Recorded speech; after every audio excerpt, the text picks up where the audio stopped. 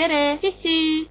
Eile oli kadripäev ning sellele eelneval päeval kadrilaupäev ja meil käisid külas kadrisandid, kes laususid meie perele õnnistamissõnu ja manamisi.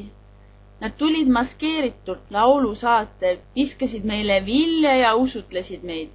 Andsime neile purgi moosi tänutäheks ja siis nad läksid laulusaatel ka minema.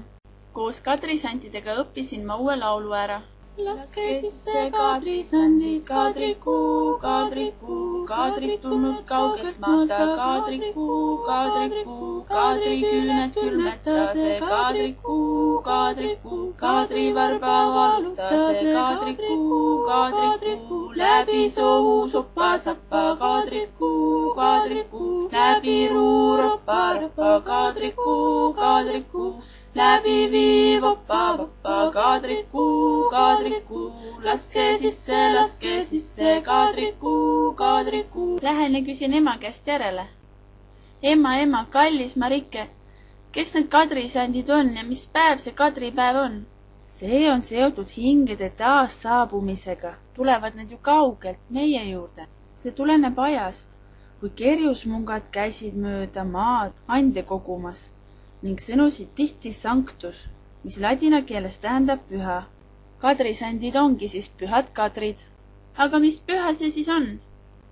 See on eestlastel vana ja rikkaliku kombestikuga tähtpäev, mis tagas karjaõnne.